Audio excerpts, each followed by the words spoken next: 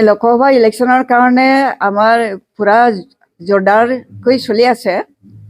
আমাৰ block district meeting কৰাটো হৈ আছে আৰু এনেকৈ মিটিং কৰাৰ পিছত পাব্লিকে এতিয়া মানে ৰাইজে যিবিলাক ভোটাৰবিলাকে এতিয়া আমাৰ ফালে গতি কৰিছে।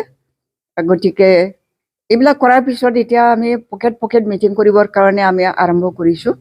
এতিয়া আমাৰ বঙালী চেল আছে, বঙালী চেলেও মানে তাহাঁতে যথেষ্ট কষ্ট কৰিছে যাতে আমি বঙালী ভোটটো পাই যাওঁ, ধুনীয়াকৈ পাই যাওঁ, যাতে ভুল নহয়, তাৰ কাৰণে তেওঁলোকে কাম কৰি আছে। তেওঁলোকৰ যিটো প্ৰচেষ্টা, সেই প্ৰচেষ্টাটো মানে মই বহুত ভাল পাইছোঁ।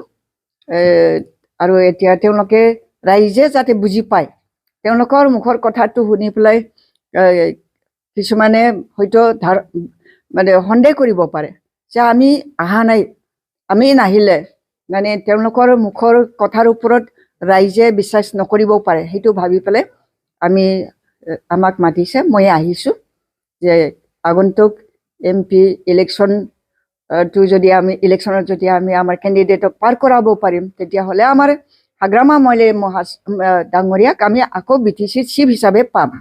যদি আমি BTCৰ চিফ হিচাপে হাগ্ৰামা মইলী ডাঙৰীয়াক পাওঁ, তেতিয়াহ'লে আমাৰ উন্নতিৰ পথত আমি আগৰ দৰে আমি গতি কৰিব পাৰিম।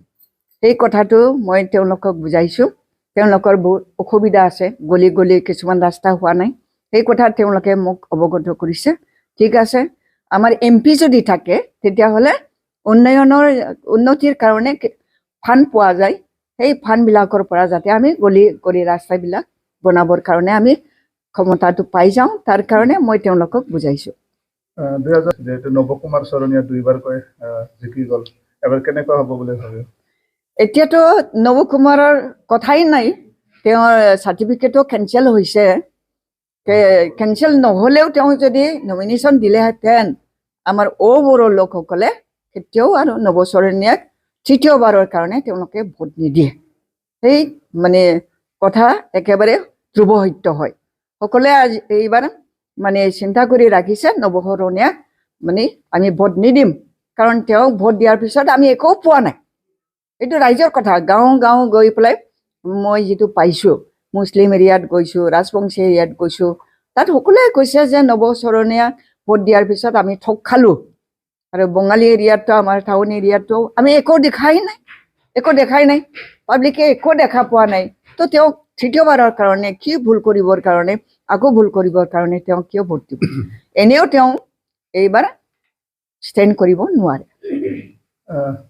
কংগ্ৰেছ আছে আৰু এইপিনে NDA আছে, কাৰ লগত যুঁজ হ'ব বুলি ভাবে? যুঁজ হ'লে NDAৰ লগতে আমাৰ যুঁজ হ'ব, আৰু বেলেগটো নাই। UPPL আৰু আমাৰ মাজতে মানে যুঁজটো হ'ব। কিন্তু ৰাইজে একেবাৰে সঠিক সিদ্ধান্ত লৈছে যে এইবাৰ হাগ্ৰামা মহিলাৰ নেতৃত্বত যি আমাৰ দল আছে BPF, তাকে ভোট দিয়া হ'ব।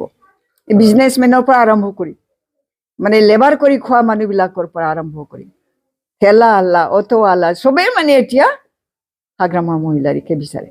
হাগ্ৰামা মহিলাৰী যি কেণ্ডিডেটক নিদিয়ক কিয়, আমি BPFকে ভোট দিম, সেইটো একেবাৰে থিৰাং কৰি ৰাইজে ৰাখি থৈছে।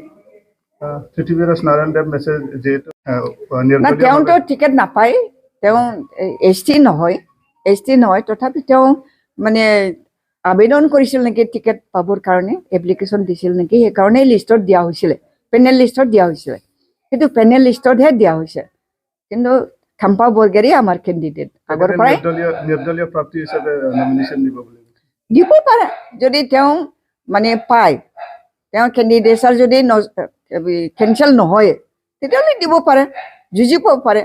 ইয়াত আমাৰ ক'বলগীয়া কথা নাই, কিন্তু তেওঁ থিয় দিব নোৱাৰে, কাৰণ তেওঁ ST নহয় বুলি আমি সকলোৱে জানো। কেনেকুৱা ফেক্টৰ হ'ব বুলি ভাবে যদি থিয় হয়? তেওঁতো থিয় হ'বই নাপায় না, তেওঁতো ট্ৰাইবেল নহয় না, সেই গতিকে তেওঁ থিয় হ'ব নোৱাৰে। অন্যান্য দলৰ পৰা যদি কোনোবাই থিয় হয়, তেওঁলোকৰ লগতে আমাৰ কণ্টেষ্টটো হ'ব।